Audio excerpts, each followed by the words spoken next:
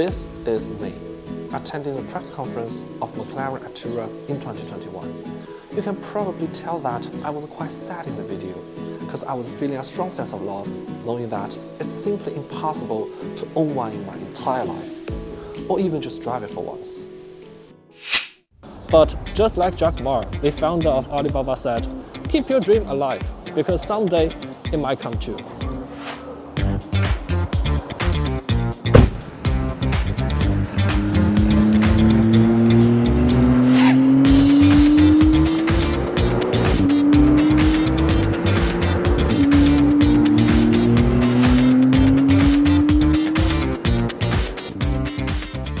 Since the Artura was released in 2021, it's just pointless to talk about all this stuff you already know, like the excellent design, the carbon fiber tub, the brand new V6 engine with a plug-in system, and so on. But today, I just want to share my experience driving it on the magnificent Zhejiang circuit. I'm Harris, you're watching Mad EV.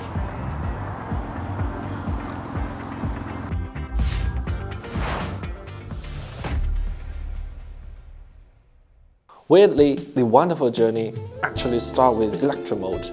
Driving a proper supercar on a proper track with only 95 electric horsepower and absolute no sound at all. Well, there's no other word to describe it, creepy. The acceleration is so weak that I almost didn't need to touch the brake pedal. However, even at this kind of speed, I can still feel the beautiful balance of the chassis along with the nimbleness of the steering.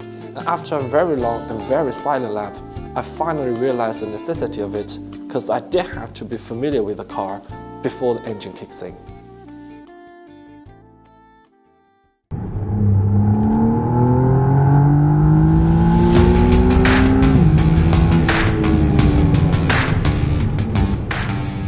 After unleashing the savagery, the whole car just came to life. The throttle response was insanely quick, the brake pedal was like growing out of your right foot, and the hydraulic power steering made me feel like I was shaking hands with an old friend. Well, literally. Even when I made some mistakes in the corner, the car is so forgiving that it can still bring me out of the corner safely. Think of a Labrador when seeing a frisbee flying in the air. That's exactly what this Artura is like. Naturally, there were a few minor flaws. The steering is great, but the overly thin wheel has affected the feel in a bad way. The performance of the brake and the firmness of the pedal are outstanding, but the shaking of the front wheels when braking hard can wipe the smile from my face. The acceleration is wild, but the 8-speed gearbox still provides a slightly delayed engagement, which is very uncommon for a dual clutch. In addition, I've came up with a bold conclusion that this car is all too easy to drive. When you drive it legally on the street, it doesn't give you that much driving pleasure. And when you try to push it to the limit, it sort of lacks the drama. So comparing to the passionate Italian, the serious Englishman focus more on speed rather than fun. Of course, we can't blame it for being too good. When you're driving on the racetrack or even a mountain road, this car can really give you an extraordinary sensation.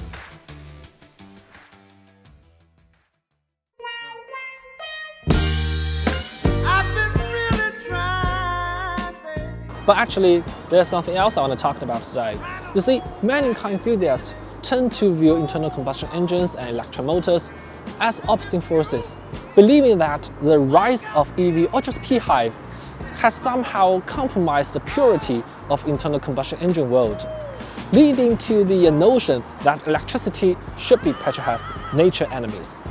Well, I strongly disagree. Our love for engines is rather simple. It's exciting, it makes us feel engaging, and it has personalities. Interestingly, it's actually foibles that attract us. We love changing gear, but that's because we need to have a transmission to let the engine run at its best rev. We love the diverse characters of different engines, but that's because they're incapable of producing a smooth and instant power output. We love the engine sound, but that's because it simply cannot run in silence. And for those who are not interested in cars, it's just noise. The electric motor, however, is kind of perfect in terms of power output.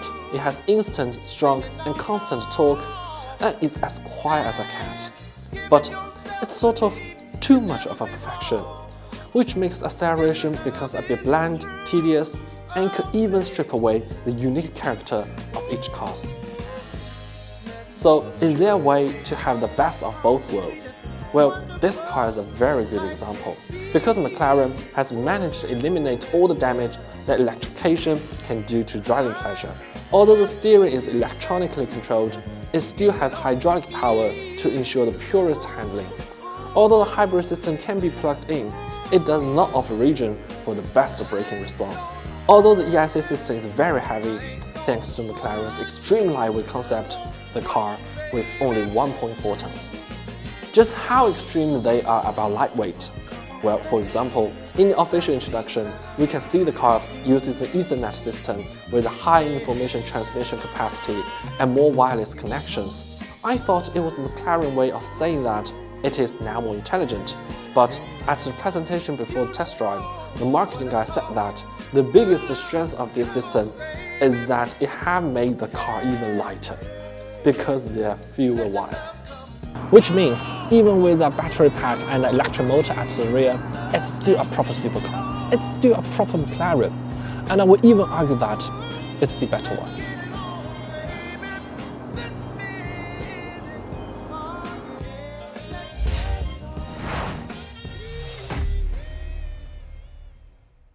As a petrolhead myself, I've never viewed ICE car and EVs as rivals. I always think that they should be helping each other.